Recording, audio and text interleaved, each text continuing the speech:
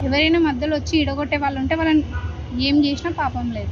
నమ్మించి తడిగుడ్డతో గొంతు కోయడం ఇదే. ఈ వాయిస్ విన్నారుగా, ఎంతలా ఆ కుర్రాడిని నమ్మిస్తుందో ఆ అమ్మాయి. తాను నిజాయితీకి నిలువెత్తు నిదర్శనం, భర్త నేను తప్ప ఇంకెవరూ ఉండకూడదు అని ఎంత స్ట్రాంగ్ గా చెబుతుందో. బట్ ట్విస్ట్ ఏంటంటే, అంత స్ట్రాంగ్ గా చెబుతున్న ఆ అమ్మాయి కర్నూలులోని కల్లూరు ఎస్టేట్ కి చెందిన బ్యూటీషియన్ ఐశ్వర్య. అమాయకంగా ఆమె మాటలు వింటూ మనసులో మురిసిపోతున్న కుర్రాడు తెలంగాణలోని గద్వాలకి చెందిన 32 ఏళ్ల సర్వయ్యర్ తేజేశ్వర్. ఐశ్వర్యకు తేజేశ్వర్తో పెళ్లి కుదిరింది. కానీ పెళ్లి ముహూర్తానికి ముందే ఇంట్లోంచి పారిపోయింది. తిరిగి వచ్చి ఇదిగో ఇలాంటి నమ్మకానికే నమ్మకం కలిగించేంత స్ట్రాంగ్ గా నేను నా భర్త మధ్యలో ఎవడైనా వస్తే చంపేస్తా ఇలా డైలాగులు చెప్పి ఆ కుర్రాడిని బుట్టలో వేసింది. ఇక్కడ అసలు ట్విస్ట్ ఏంటంటే, ఐశ్వర్య ఈ డైలాగ్ చెప్పడానికి ముందు, అంటే రోజుల ముందు కాదు, కనీసం ఒక 4-5 ఏళ్లకు ముందే ఓ పెళ్ళైన బ్యాంక్ మేనేజర్ తో వివాహేతర సంబంధం పెట్టుకుంది. అది ఒకవైపు కొనసాగిస్తూనే ఆ కుర్రాడితో ఇలాంటి డైలాగులన్నీ చెప్పి పడేసింది. పెళ్లికి ముహూర్తం పెడితే నువ్వు ఎటు పారిపోయావు నా అబ్బాయి అడిగితే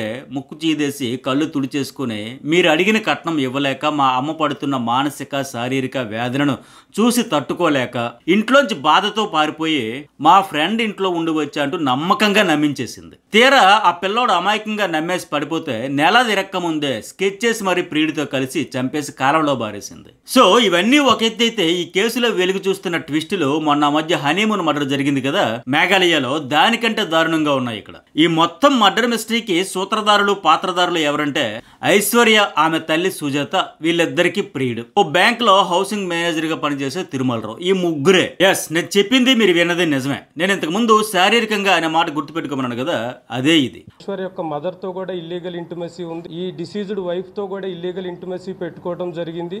మొదట తల్లిని, ఆ తర్వాత కూతురిని, ఇద్దరిని లైన్ లో పెట్టాడు. ఈ ట్రయాంగిల్ లస్ట్ స్టోరీయే తేజేశ్వర హత్యకు ప్రధాన కారణం. అయితే ఒక హత్యలో 1-2 ట్విస్టులు బయటపడడం సహజం. కానీ ఐశ్వర్య తేజేశ్వర్ కేసులో తవ్వే కొద్ది మైండ్ బ్లాక్ అయ్యే షాకింగ్ ట్విస్టులు బయటపడుతూనే ఉన్నాయి. వీళ్ళు ఒకటి కాదు, ఏకంగా ముగ్గురిని లేపేయాలని స్కెచ్ వేశారు. తేజేశ్వర్ ను చంపేశారు. ఆ తర్వాత వీళ్ళ ప్రియుడు బ్యాంక్ ఎంప్లాయ్ తిరుమలరావు భార్యను కూడా లేపేయాలని ట్రై చేశారు. బట్ అది కుదరలేదు.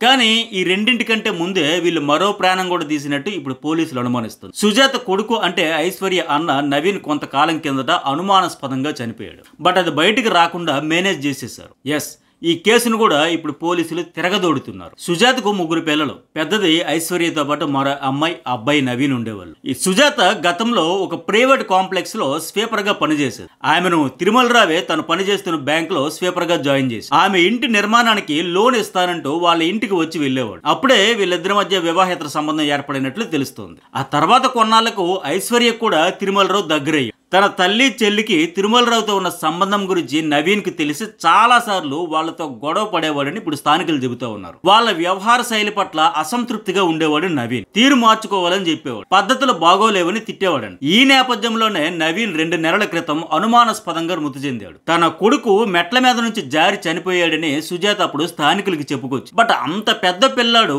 అలా ఎలా మెట్ల మీద నుంచి పడిపోయి చనిపోతాడు అనే డౌట్ వచ్చినా వాళ్ళెవరు పెద్దగా పట్టించుకోలేదు. పైగా నవీన్ చనిపోతే ఒకవేళ ఏదైనా కంప్లైంట్ ఇవ్వాలన్నా సొంత తల్లో చెల్లో ఇవ్వాలి, అంటే సొంత కుటుంబీకులే ఇవ్వాలి. బట్ వాళ్ళు ఇవ్వలేదు. దీంతో అది అనుమానాస్పద మృతిగా మిగిలిపోయింది.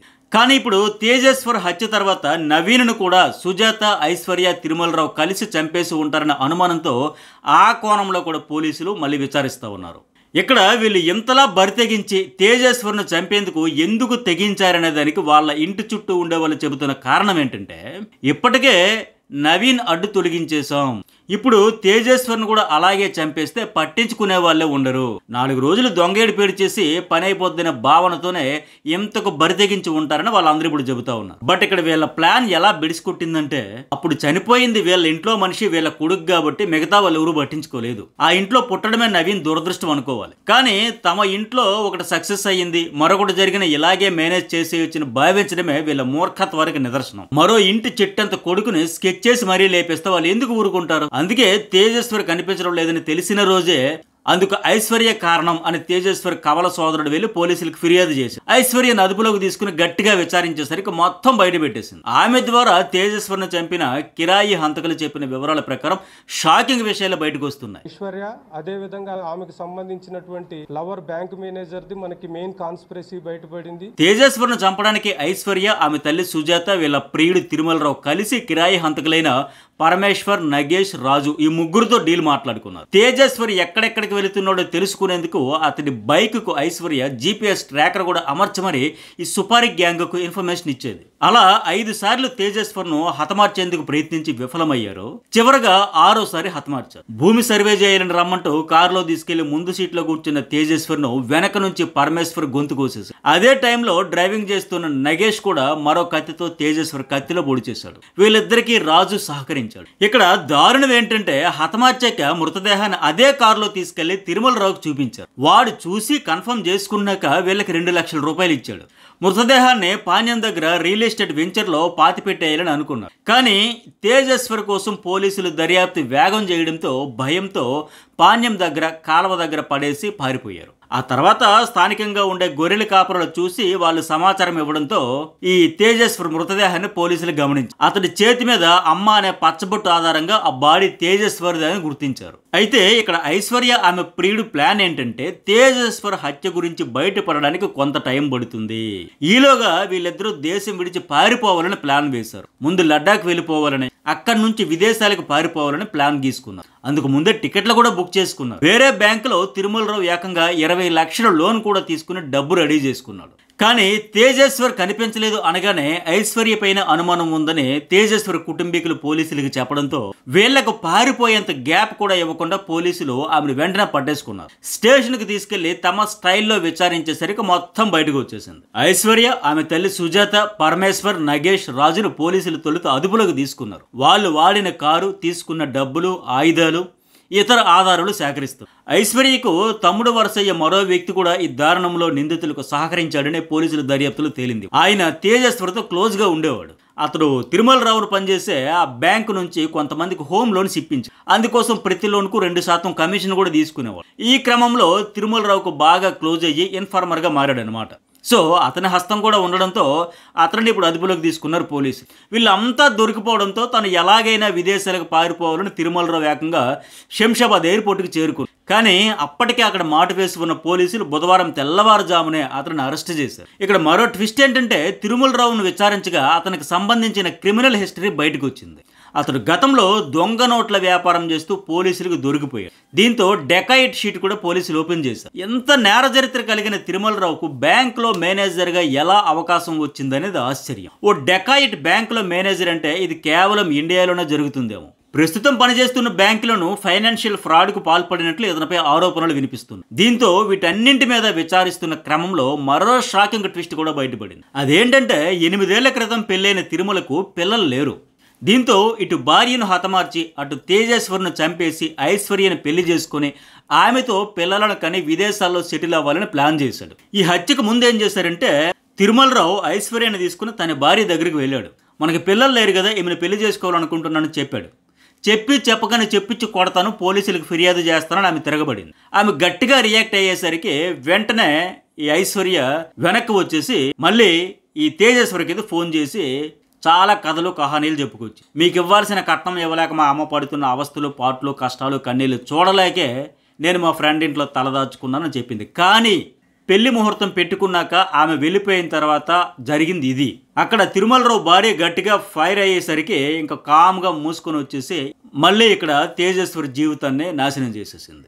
ఐశ్వర్య, సుజాత గురించి వాళ్ళ ఇంటి పక్కల దర్యాప్తు చేస్తే షాకింగ్ ట్విస్ట్లే బయటపడ్డాయి. ఐశ్వర్య చదివింది 10వ తరగతి, బ్యూటీషియన్ గా పనిచేస్తుంది. ఎప్పుడు సోషల్ మీడియాలో చాలా యాక్టివ్ గా ఉంటుంది.